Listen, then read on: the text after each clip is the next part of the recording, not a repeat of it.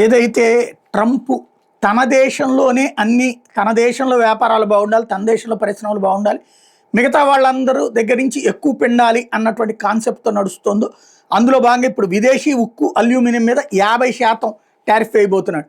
అమెరికాలో దిగుమతి అయ్యే ఉక్కు అల్యూమినియం మీద గతంలో విధించిన 25% టారిఫ్ను రెట్టింపు చేసి 50%కి చేరుస్తున్నట్టు ఆ దేశ అధ్యక్షుడు డొనాల్డ్ ట్రంప్ వెల్లడించారు.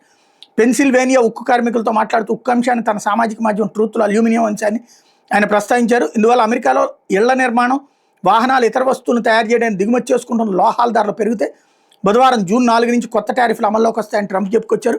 పిట్స్బర్గ్ శివార్లోని యుఎస్ స్టీల్ ప్లాంట్తో ట్రంప్ మాట్లాడారు. జపాన్కి చెందిన నిప్పాన్ స్టీల్ యుఎస్ స్టీల్కి కొనుగోలు చేసే ప్రయత్నాలను అడ్డుకుంటామని ట్రంప్ తొలుత ప్రకటించిన గత వారం నిప్పాన్ స్టీల్లో పాక్షిక యాజమాన్యం అంటూ ఒక ఒప్పందాన్ని ప్రకటించారు. యుఎస్ స్టీల్ని అమెరికా కంపెనీగానే ఉండేలా చూసే ఒప్పందం కుదుర్చుకుంటున్నట్టు ట్రంప్ చెప్పుకొచ్చారు. ఉక్కు అల్యూమినియం దిగుమతుల మీద అమెరికా 50% టారిఫ్ విధిస్తే భారత ఎగుమతిదారుల మీద కూడా ప్రభావం పడుతుందని గ్లోబల్ ట్రేడ్ రీసెర్చ్ ఇనిషియేటివ్ అంచనా వేస్తుంది.